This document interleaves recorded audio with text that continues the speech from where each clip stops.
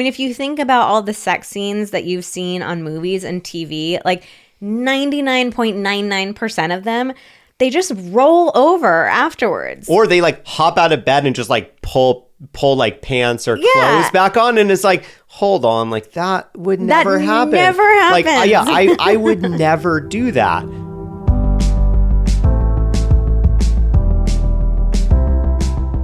Hello and welcome to the Pillow Talks podcast. We're your hosts, Vanessa and Xander Marin. I'm a sex therapist with over 20 years of experience. And I'm just a regular dude. We share the ups and downs in our relationship while giving you step-by-step techniques for improving yours. Make sure you subscribe for your weekly double date full of totally doable sex tips, practical relationship advice, hilarious and honest stories of what really goes on behind closed bedroom doors, and so much more. It's the sex education you wish you'd had. Thanks to Cozy Earth for supporting our podcast. Cozy Earth provided an exclusive offer for our Pillow Talks listeners today. Get up to 35% off site-wide when you use code PILLOWTALKS at CozyEarth.com. Today we're talking about all the things that are so normal, but that no one ever talks about. Body functions during sex. We're covering all the taboo topics from farting to sweating to just generally making a mess in the bedroom. Probably all the things that have happened to almost all of us, and yet we still feel like, I wish that hadn't happened. I'm probably the only one that all this stuff happens to, even though we're telling you right now, happens to everybody. Everybody's going to experience probably all of these things at least some point in their life. So we're all about taking the shame and the stigma away from stuff like this. So let's talk about it today. And of course, we are also going to wrap things up with some funny stories from our audience about embarrassing bodily function mishaps. Yeah, not because we want to shame anyone, just because I think it can be kind of powerful to be able to take ownership of these things and be able to just laugh at them, because they are things that happen. They can be shameful or they can be funny. Well, I think humor plays a big role in taking shame away from stuff. Like when we feel shame about something, it can feel very serious. And very not funny. Yeah, and some things we are going to talk about, just giving you information and facts about a lot of these things. And I do think that humor plays a role in getting rid of the shame too. Like we all have embarrassing stories, and if we can all laugh at them. And to be fair, we did put the question request up on Instagram. We said like, do you have any funny stories? So it wasn't like, yes, tell us your shameful stories, and then we're going to laugh at you on the podcast. Yeah, no, I think the key is we want to laugh with you. We don't want to laugh at you. We're all laughing together today. That's the key differentiator. I think humor is really good at breaking down shame, unless it is humor where everyone is laughing at you. Then you tend to feel ashamed of whatever happened. But first, we're going to share another story from someone in our audience. It might be a funny story. It might be an embarrassing story. I don't know, because this is a review of the week, and I haven't looked at it yet. We shall see. Was that a good setup, babe? I give it a B. I like this. I want to get graded on my transitions. Okay. All right, a B. Passing, solidly passing, better than passing. It's good. Not exemplary. It wasn't one of your finest. I was a little bit confused. All right. Well, completely revitalize our dead bedroom. After having my third child, I found myself in a dead bedroom situation because I was so touched out from my kids and just overwhelmed with the daily minutia of responsibilities. I'd completely lost my libido. But one day when I was driving, I happened to listen to a podcast where Vanessa and Xander were guest starring on. Oh. I was intrigued by some of the information she shared and looked them up on social media. I found their material hilarious and informative and immediately subscribed to their podcasts. Good choice. If you are not subscribed to our podcast, everyone, this is not in the review. This is Xander talking. Please subscribe. Please follow. It helps us so much. It really does. It makes a big difference. Back to the review. This is not Xander talking anymore. This is this other person. Slowly, as I made my way through their backlog and finally getting on anxiety medication, I found my interest in sex slowly returning. Ooh, and then there's a lot of emojis. Ooh. There's a pear emoji used maybe sexually. It's next to the eggplant. Oh, I've never seen the pear emoji used sexually. Boobs? One boob? One boob? Like little pear-shaped boobs? Sure. Yeah, maybe. I don't know. Are we missing something? I don't know. Are we missing something? I'm sure we are. We are, we're not young anymore. Oh my God. We're not kids. Okay, wait. I just looked it up. It means a bunch of different things. It's used as a way to subtly signal that you're single and interested in meeting someone online. I am guessing that is not the situation in this one because she's about to mention her husband, but we'll see. Other meaning is it could be used as a way to flirt with a guy or send a sexual message. This website is not very helpful.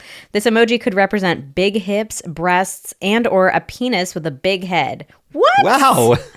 That would all depend on the topic and context to understand what a girl means when she uses it. Great. I'm just as confused as I was right. before Googling this. So, okay. Big head dick. Okay. I mean, it is next to an eggplant emoji, though I guess, with the eggplant emoji, actually, this is a good question because the eggplant emoji, it has like a little stem, like the top of the eggplant. Would that be the head of the penis or would the head of the penis be the bottom? This one says it's about a butt. Well, no, but what I'm saying is like, the pear is right next to the eggplant. So it's like dick and big penis head.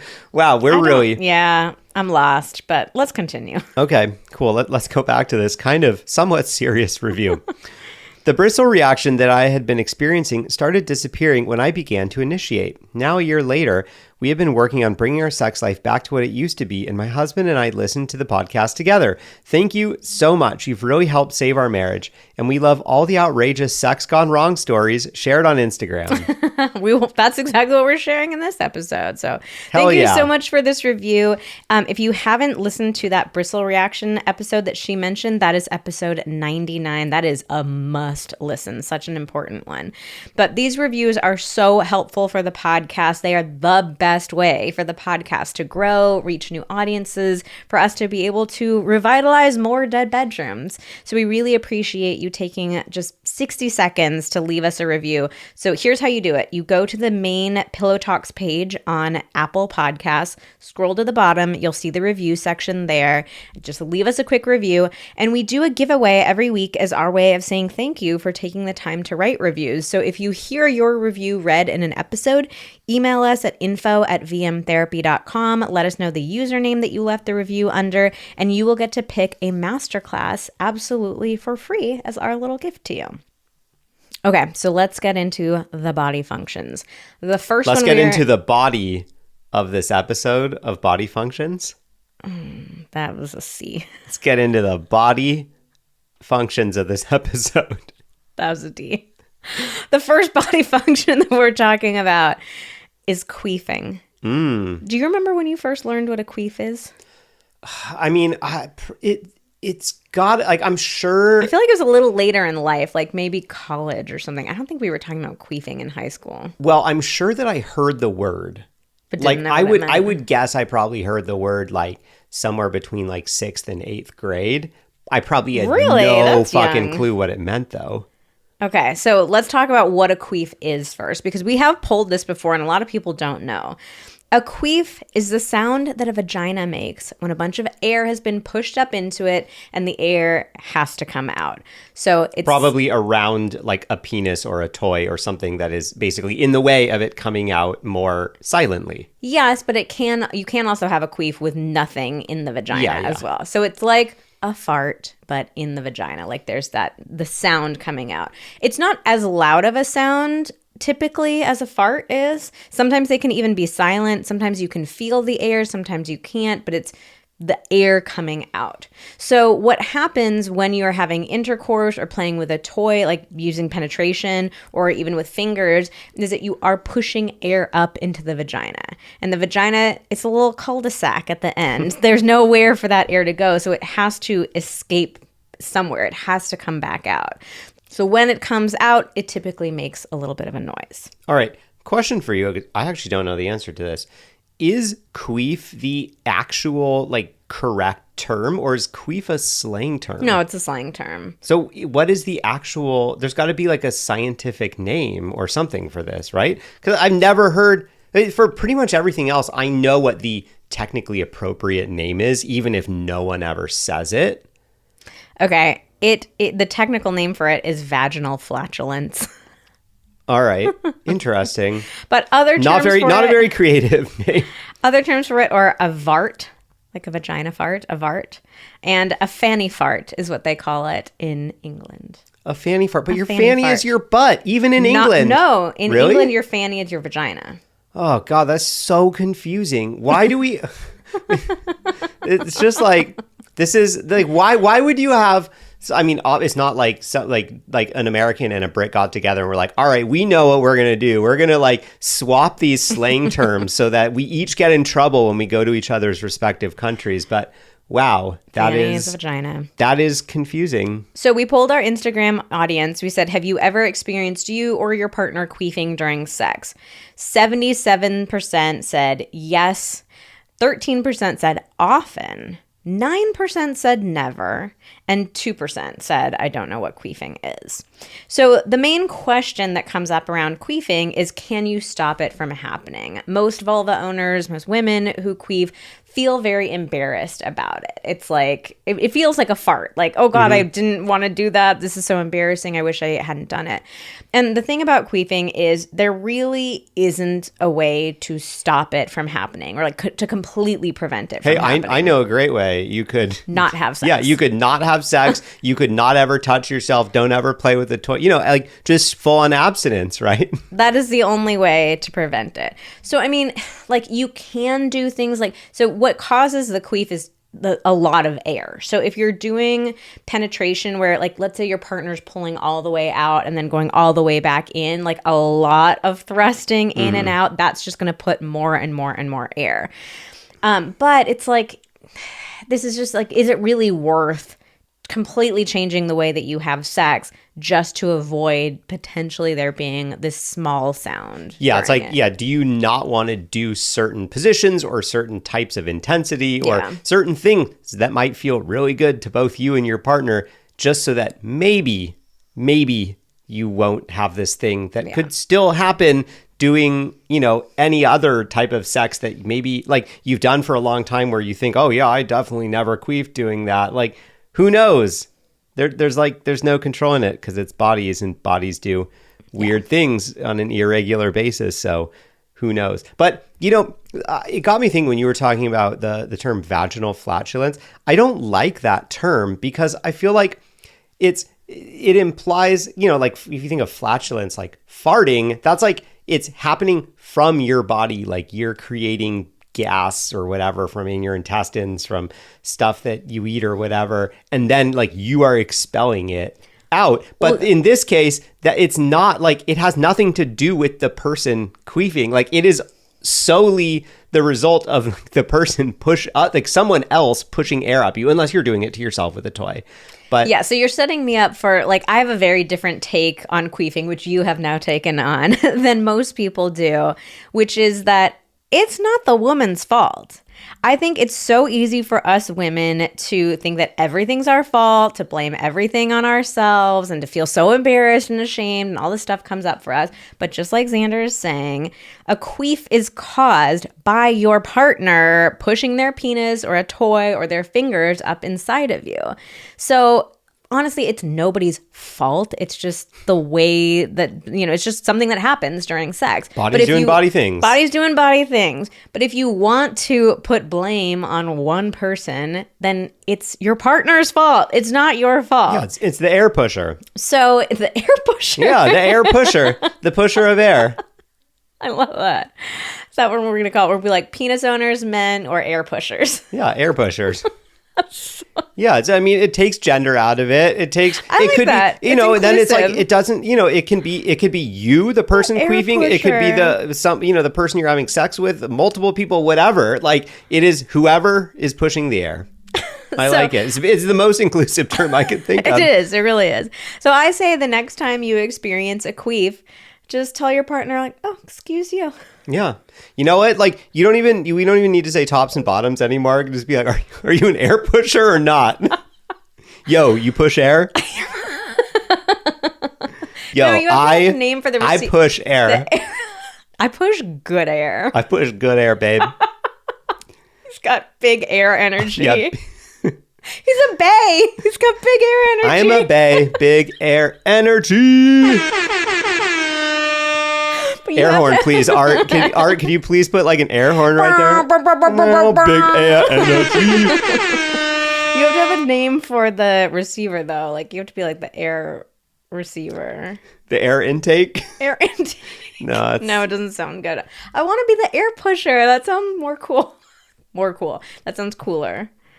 To be the air pusher than the air receiver. Anyways. You can. You can. Oh, you can use a toy with yourself and push some air. You could push some air into me, whatever. We can figure it out. I'm open. All right. So bottom line with queefing, it's not anything embarrassing. Like, it's not your fault. Blame it on your partner. Or, you know what? Like, congratulate each other. Like, hey, job well done. Some squelching going on. That's a sign of some fun. Seriously. I mean, yeah, I think if anything, like, that is the best reframe. Like, whatever. Skip over the whose fault is it? And just like, it's no one's fault. Like, it's the sign of some good sex. Hell yeah. Go for it. All right, next we have to talk about the cousin of the queef, farting. The real flatulence. The real flatulence, the anal flatulence. Well, the real flatulence, please stand up. So we polled our Instagram community. We said, have you ever experienced you or your partner farting during sex? The categories were yes, often, yes, occasionally or rarely, and then never. Wow, I think people are lying. Or they don't know. I think people be lying. Okay, only 3% said yes, often. I'm like, I don't know, guys. I think more of you are farting often.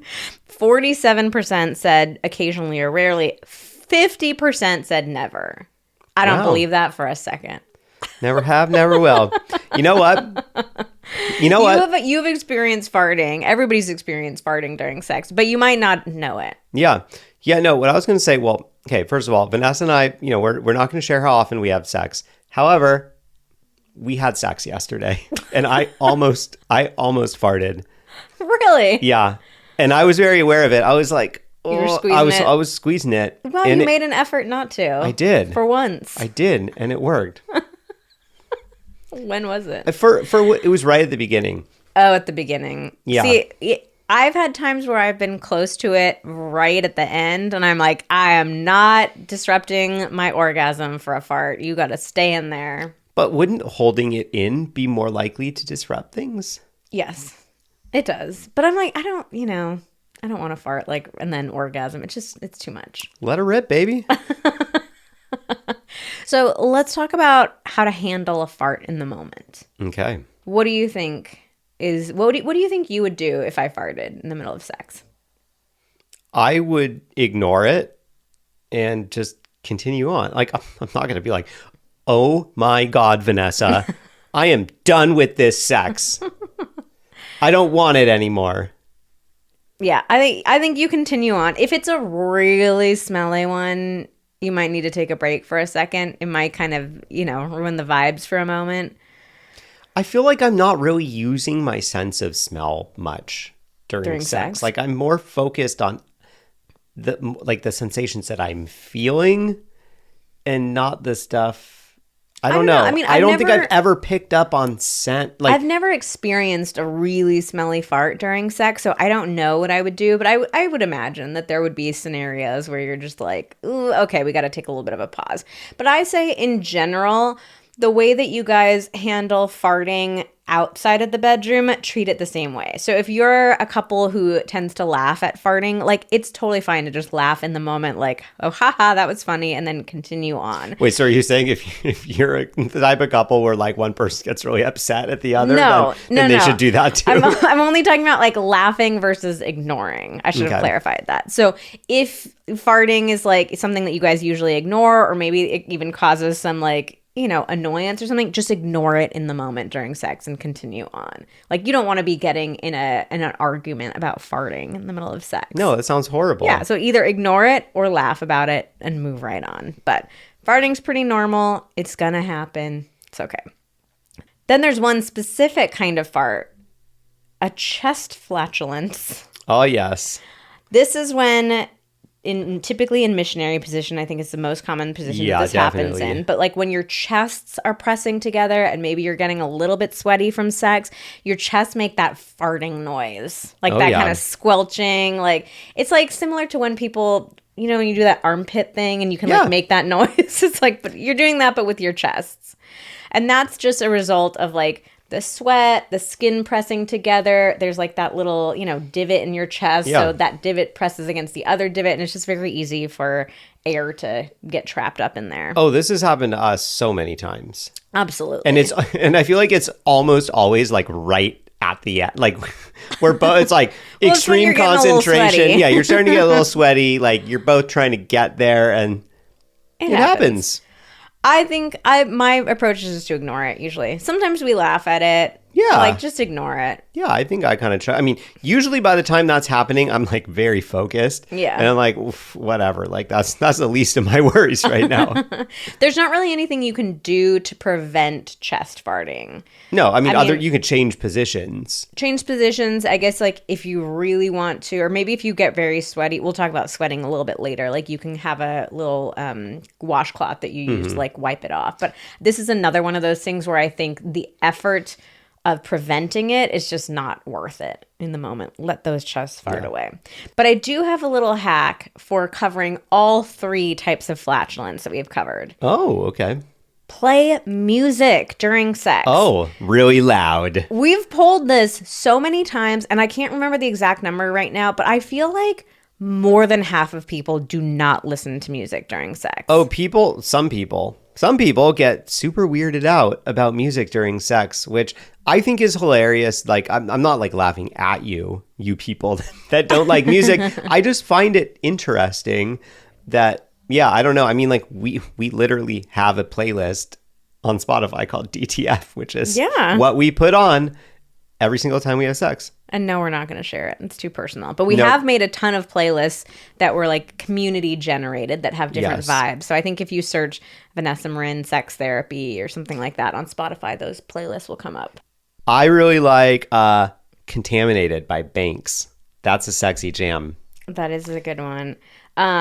Slide by H-E-R or Her. I don't know how you pronounce it actually. That's another good one too. But anyways, get a playlist going. Play it, like it'll cover up so many sounds, and it can contribute to like the sexy vibes. It can help you get in the mood. It can help you feel more confident, more excited. Yeah, and it can, for all those of you who are like, oh my God, music is so awkward, because then you have to acknowledge the fact that you're gonna have sex by putting on the music, and isn't that awkward? Here's how you get around that. You sit down and you go, hey, it would be fun to put a sex playlist together for when we are having sex. What songs do you think are sexy? Oh, here are the songs that I think are sexy. And then you like each kind of veto songs that like you're not into or whatever. And then you come up with a playlist that everybody is happy with. That's how we did ours. Like, you know, there are some songs that I don't like that aren't on the list. There are some songs that Vanessa didn't like that aren't on the list. You vetoed some ones that made me really sad that you vetoed. But we still listen to them. They're just not for the sex.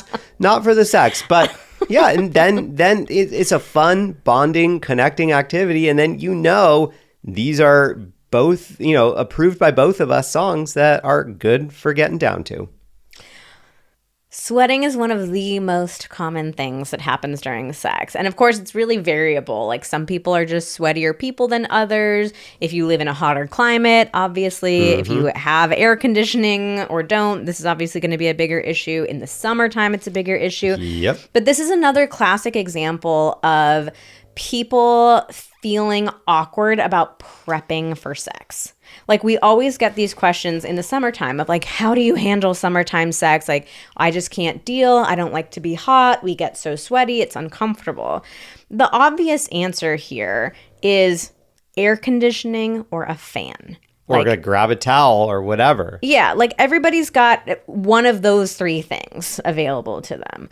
But I think that, you know, the anxiety that comes up for people is like, oh, well, it's awkward to like acknowledge that we're having sex. Just like, oh, I don't want to like put the music on because then it acknowledges that we're about to have sex. Or like, you know, oh, my partner's initiated. We started making out or something, and it's too awkward for me to stop and be like, oh, hold on, let me just grab the towel and get right back to it. It's like this idea that like it has to be 100% in the moment. And once you break that, like being in the moment, like you can never get back into it. But spoiler alert, if you say, hey, hey, this happens to us sometimes. Like one of us initiates and then, maybe we start kissing or whatever, or start moving towards the bedroom. And then one person's like, oh, you know what? Like I got to pee first. Like, there's no problem. One person going to pee and then like you come back, you get right back into it. It takes like 5 seconds to get back into it. So just get back into it, people. Yeah, there's no shame in prepping for it and acknowledging you're having it. That's just sexual shame coming out in like sneaky little ways. Like, oh, we can't even acknowledge what's happening. Even though you both know what's happening, you're doing the thing together. So like, but if you don't say anything about it, it's not actually happening. And then like you aren't actually having sex and we're actually all still virgins, right? So why not be comfortable, I say. And like, having the temperature in the room controlled. Obviously, there are certain circumstances where it's like, it's going to be hard. You're still going to be sweating anyways, but like then just grab the towel. It's not a big deal. So let yourself like prepare for sex and get as comfortable as you possibly can. Also, it can actually be nice to have a little bit of time to prepare for sex beforehand. Like there's been time in the summer where we have thought about having sex and you're like, let me go turn the AC on. Yeah, like 5 minutes give us before. a few minutes, right? And so that has actually been really nice. It actually takes the pressure off of feeling like, oh, I have to be immediately turned on and ready to go. It's like, oh no, we need a little bit of time for the room to cool down. So like, let's take our time with each other. Let's give each other massages or make out or talk for a little bit. So or just like, get in the mindset of like, oh yeah, in 5 minutes, in 10 minutes, we are going to go have sex. And so you can just kind of be doing whatever mental prep you need to do so that it's not like this binary, like in this moment, am I committing to having sex with you? Yes or no? Exactly. And then another thought here with sweating, and I don't know how other people experience sweating. I know for me, it's like often I don't really notice it until it's like I've started to sweat a decent amount, and then it's sort of like, oh, like once it started, it's kind of hard for it to stop. So another idea is like, once you start noticing, ooh, I'm feeling a little hot, or like I'm starting to kind of really notice that friction, like, unless you're like about to orgasm or you're really like working hard on getting there, you can suggest changing positions, because often just the moving, that moment of movement, changing positions, getting into something else where it's different friction, grab the different towel and movement, wipe off a little bit. Yeah, I think that can really help, because at least for me, it's like, it's like once you've really started sweating, then it's like there's not much that you can do to make it stop other than completely shutting everything down, which is not practical. I don't think that's what anybody wants. But just keeping in mind, like, okay, when it is hotter than normal, like, let's maybe do more positions than we usually do, or something like that. Before we go any further, let's tell you a little bit more about one of our favorite podcast sponsors, Cozy Earth. They make the most unbelievably soft linens. And I actually just this morning, I got up a little bit early and I was just luxuriating in bed. I was rolling around in those sheets. I was feeling how soft they were. I was like, oh, this feels so good to have a nice, cozy, soft bed. We truly love these sheets so much. We have tried a lot of sheet sets. We're kind of like bedding snobs. Like we want to have nice, high quality bed linens. We've tried a lot of different sets, and Cozy Earth is by far and away our favorite. And we're so excited that we have teamed up with Cozy Earth, and they are offering you 35% off. That's a huge discount when you use the code PILLOWTALKS at CozyEarth.com. Cozy Earth's best-selling bamboo sheet is temperature regulating and incredibly soft. Their luxury bedding is backed by a lengthy warranty, so you can try it out, make sure you like it, and if you don't, it's really no big deal. And their bedding collection offers a variety of luxury pillows, sheets, blankets, and so much more. We are such big fans of these sheets. We know you will be too if you give them a shot, and so we can't wait for you to try them out. Cozy Earth has provided an exclusive offer for Pillow Talks listeners today. Get up to 35% off site-wide when you use the code PILLOWTALKS at CozyEarth.com. All right, we've moved into the bodily fluids section of this episode here. So we talked about sweating already. Now we are talking about squirting. So squirting is the expulsion of fluid out of a woman's urethra. So just like men and penis owners ejaculate when they orgasm, women can also expel fluid out of our urethra. But not necessarily when they orgasm. The fluid is not urine. It just passes through the urethra, which is the place that urine is also excreted, but it is not urine. It's a fluid that's created by these little glands called the Skene's glands. There can be traces of urine in it because it passes through the urethra, but this is also similar to there being traces of urine in pre-cum and in ejaculate as well. It's like you're passing through that same tube, right? I mean, I think there's probably traces of urine just on a penis in general. Like, yeah. We have a whole episode about squirting because there's just so much misinformation and confusion and curiosity about it. So definitely go and check out episode 49, The Truth About Squirting. But I always like to address the pee aspect and I like to address the orgasm aspect. yes. Squirting and orgasm are two different things. You can squirt without orgasming. You can orgasm without squirting. So there's this big misconception now that it's only an orgasm if you've squirted, or like it's a better orgasm if you've squirted. And I understand the temptation to think of it that way because it's like, it's Well, it looks like it's a ejaculate. visual. I it's mean, like, it's... oh, that was a real good one. Yeah. Stuff came out. Or or it's like, oh, well, that's like what it looks like when a penis orgasms. So like, I understand the logic of it. Yeah, but we really need to make sure that we realize it's two separate things. And a lot of people who squirt report that it actually doesn't feel that pleasurable in and of itself. A lot of people who squirt say it actually feels like quite an inconvenience because there can be a lot of fluid. Yeah, something to be aware, like it becomes something to be aware of when you are probably in the midst of trying to have your own orgasm. Mm-hmm. And so I would imagine that it could just become distracting or annoying, distracting at best, annoying at worst, because you're like, oh, I was like concentrating on getting there. And now I'm thinking about, is, what is getting wet? Or, is this like, do we need to clean something up or whatever? Yeah. So the best thing to do for squirting, if you are somebody who squirts and you're like, it is an inconvenience, it's kind of annoying, the best thing to do is to invest in a sex blanket. These are special blankets made with really absorbent materials. You just lay down over your bed and it'll absorb all of that liquid. So makes it not a big deal at all. Just check out a sex blanket. So that's the female ejaculate. Now let's talk about male ejaculate.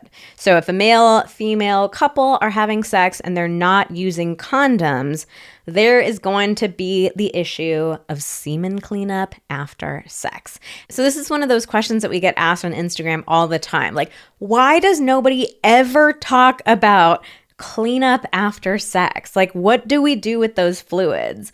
I mean, if you think about all the sex scenes that you've seen on movies and TV, like 99.99% of them, they just roll over afterwards. Or they like hop out of bed and just like pull like pants or clothes back on. And it's like, hold on, like that would never happen. Never happens. Like, I would never do that. I mean, I think the funny thing is that I feel like every now and then, like every couple years, maybe there's sort of like a viral moment where there's like a random TV show that will portray a couple who's had sex, like handing each other Kleenex or something or a towel and kind of wiping up, and people I feel like I've seen that out. Like one time, maybe. Like people freak out, like, oh my God, they're being so real. It's like the bar is set so low, like, oh my God, they portrayed reality. They portrayed reality, and we are celebrating them. Like it's so twisted. But yeah, I know. I mean, I could imagine how if what you see is on movies, like people having sex and then just kind of jumping up and putting like, clothes back on and like going off and like walking into a business meeting or something. And then, so if that's the idea that you have in your mind of what is supposed to happen, I could imagine that it's really frustrating or annoying, or you think that something is wrong with you and you're like, wait, like I tried to do that and then like, like my clothes were kind of a mess, or like it didn't go the way I thought, like it didn't quite seem right. So yeah, if you There's have ever cleanup. thought that, yes, there is cleanup required. There are bodily fluids that have to go somewhere. Yeah, and if you're not using a condom. So the vagina, it is a cul-de-sac. There's nowhere for the semen to go. Like, it has to come back out. Yep. So you're going to need to use something to clean up, like, as your bodies are pulling apart. Like, as your bodies are pulling apart, the majority of it is going to come out in that instance. So you can grab some tissue and, like, hold them there as you guys are pulling apart. You can get, like, a little washcloth or something like that and use that as well. But we recommend having stuff nearby and handy. This is another one of those, like, prepping for sex kinds of things. Oh yeah, this is one of our huge pet peeves. Hotels, they never have Kleenex. Put the Kleenex next box to by the bed. You know we're having hotel sex. It's always in the bathroom, and it's like, guys, like, they're your sheets. Like, I know.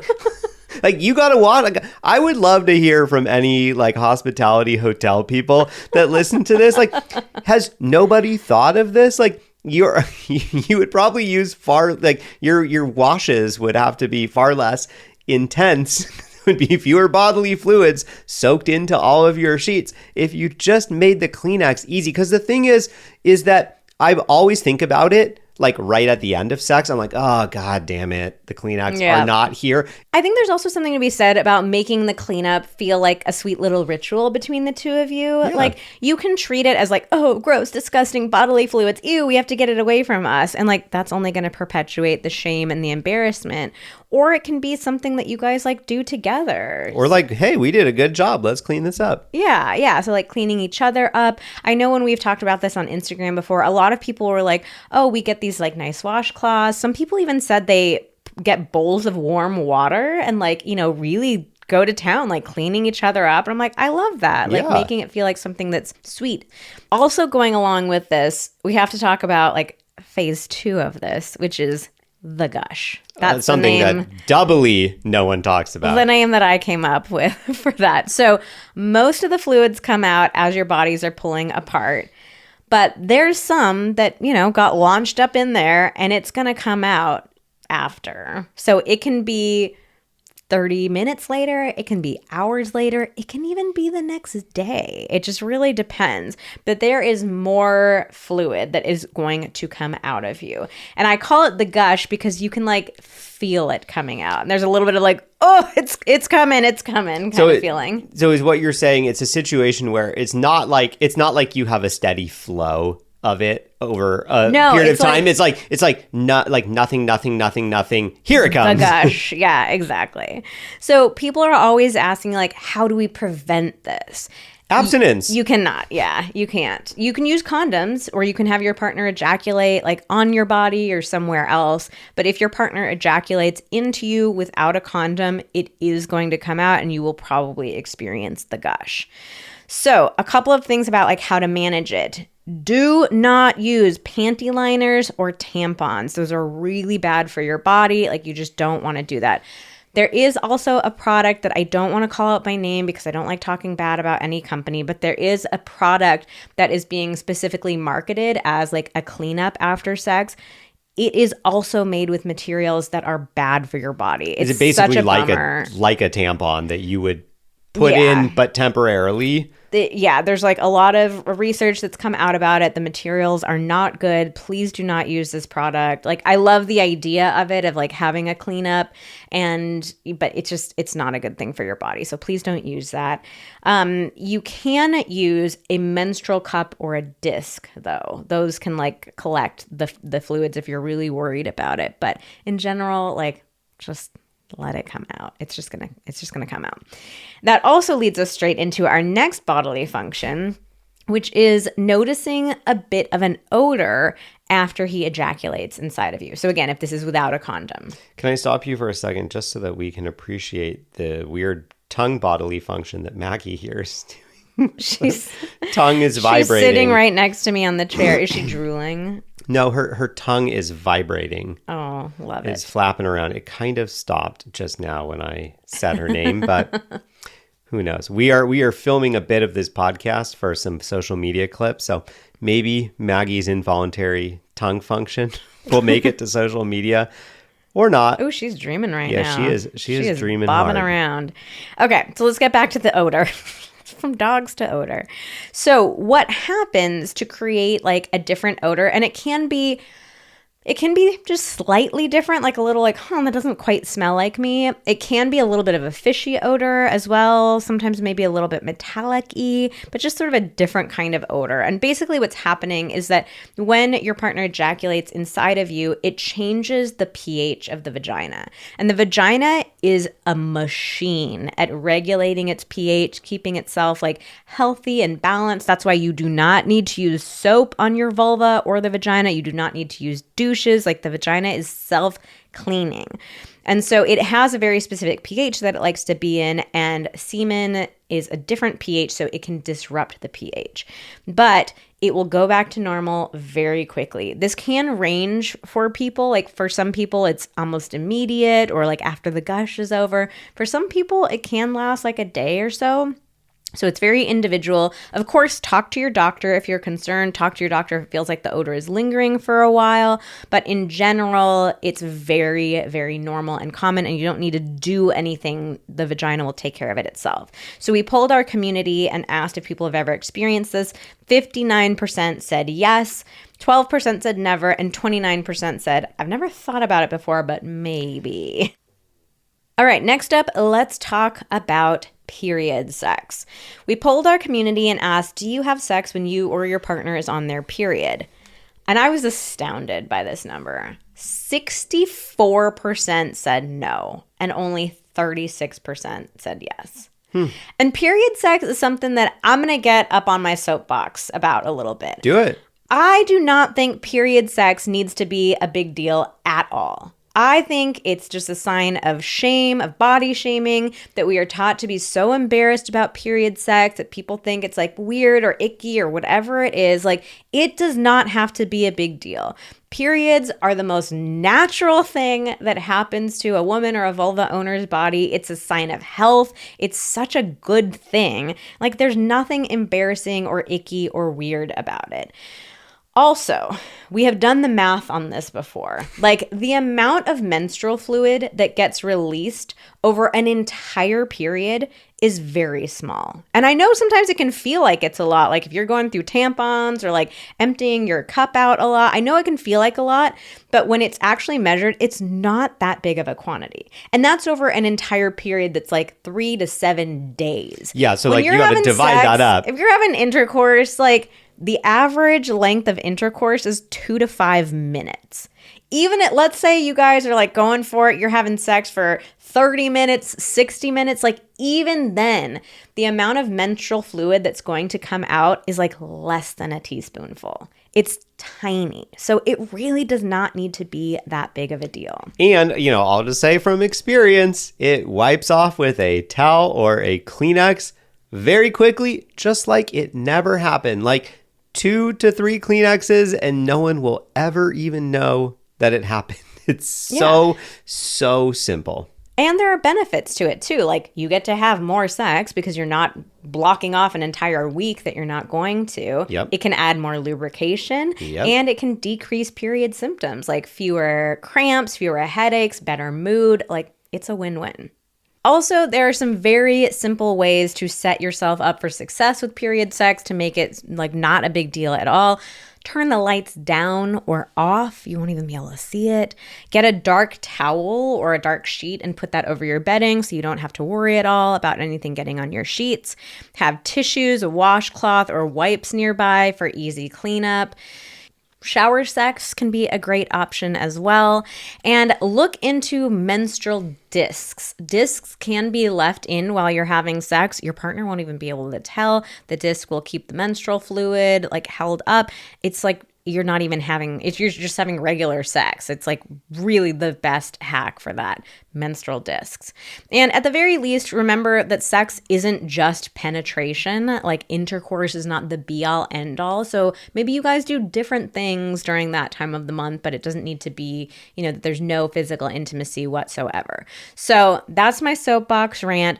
My other soapbox is always that, like, it's your body. You get to decide what you do with it. We are never going to tell you have to do anything here. So if you're just like, you know what, I'm really sensitive to blood, or like it just doesn't feel good, or I don't feel desire at that time of the month, that's totally fine. You do you. But just from like the shame aspect of it, like I always like to come out hard and say, like, there's nothing to be ashamed of about period sex. I think the other thing that I would call out is it just having some patience with your partner if you are bringing up this topic for the first time, and just remembering that there may be a lot of sort of factors that play into the possibility of this feeling like a bit of an awkward conversation the first time you have it. I would encourage you to revisit this topic and have some patience. And what I mean by this is that I think that, if we're talking about male-female relationships, I think that most men have had the experience before, possibly with all the previous partners they've had, of their previous partner not being comfortable with period sex. I mean, I think first of all, like at least in my own experience, in the past when I was younger, I always just kind of took the lead of my partner. And so if she said, "Oh, I'm on my period, like let's not have sex," or like suggested doing something else, what I took from that is, oh, she doesn't want to have sex on her period. I think looking back, I never actually had a explicit conversation of like, oh, so how do you actually feel about period sex? Because I had my own, awkwardness. I wasn't doing what I do now back then. And I was very much like, oh, well, this feels like an awkward topic. And seems like she's suggesting something else. So we will go with that. And so if you've had that experience a couple of times, your general takeaway, and I think that most men who sleep with women have had this general takeaway that like, oh yeah, they don't want to have sex when they are on their period. I'm not going to like push it, whatever.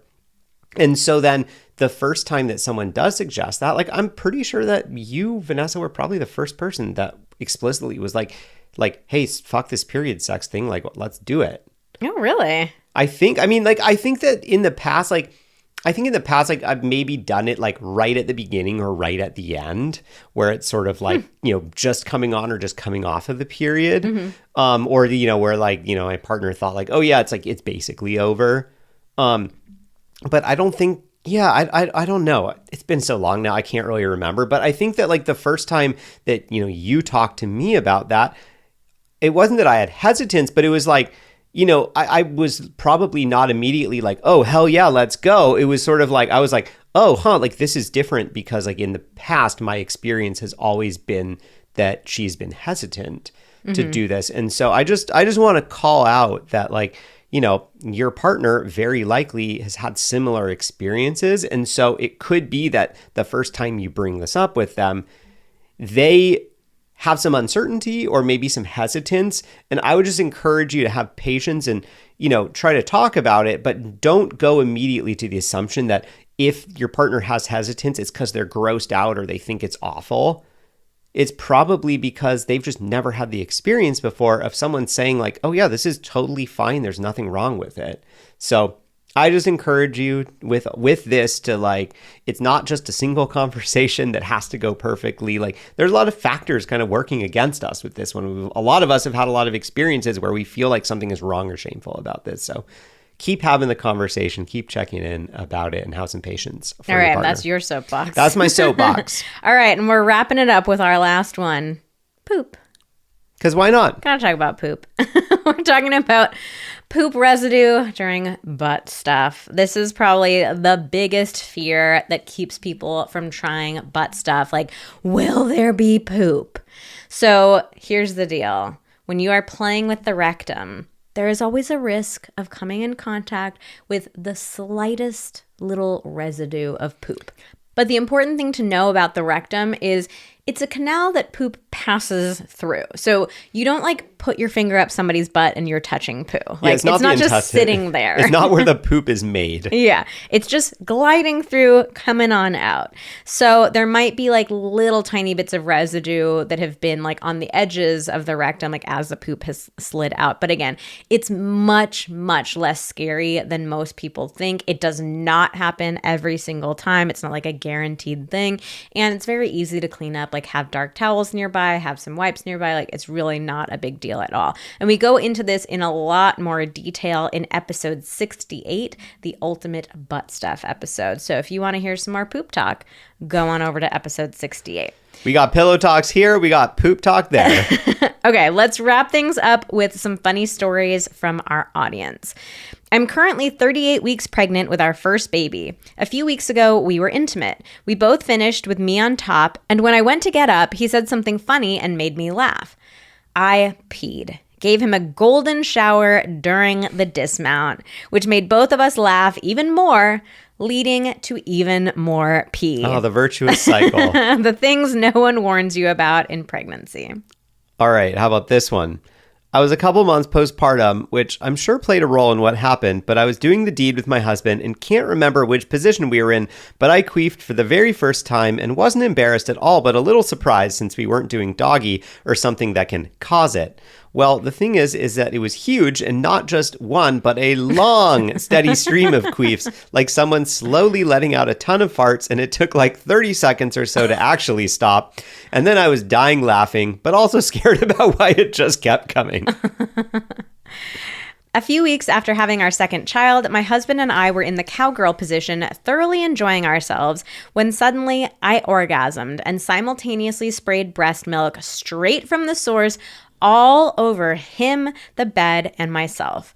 I know it's common. Side note, yes, it is very, very common. But it was the first time it happened to me, and I was so embarrassed. He couldn't have cared less, and we just kept going, both covered in milk. By the end, everyone and everything was sticky. We still laugh about it to this day. Ah, my time to shine.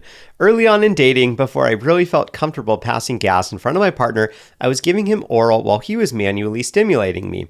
Position-wise, that means he was laying down supine and I was on elbows and knees next to him with my butt in the air. I went down a little farther than planned and gagged so hard that I farted. What makes it better is his fingers were inside of me and could feel the gag and the fart. We died laughing. Feeling the fart. That's next level. Yeah. We died laughing and we still laugh about it today. And our last one. My ex-boyfriend would brag that he was so good in bed that he made his ex-girlfriend squirt. I met her once after we broke up, and she wanted to set the record straight. He had spread the story all around town. She said she was actually just really drunk and peed on him, but was too embarrassed to admit it. He'd been hanging his hat on that for years. Oh, man. I gotta just jump in here. Amazing. Like, bro, so... Let me get this straight. So one time when you were drunk, you think you made her squirt, and then you're telling the story like, oh yeah, I'm so good that like I made her squirt all the time. Like, come on. No, it's come terrible. on.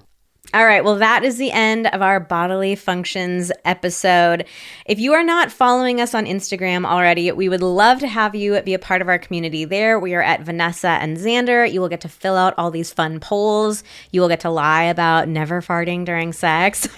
So come follow us there. And also, we would love if you shared the episode to your stories on Instagram. Like, tell us what the funniest part of the episode was, the best, like, destigmatizing, de-shaming part of it. I think it just goes such a long way when you share these episodes in your stories and like helping your friends take the shame and the stigma away from sex too. All right, well, that's it for today's episode of Pillow Talks. Thank you so much for listening. Join us again next week for a special edition of the popular Ask Us Anything series.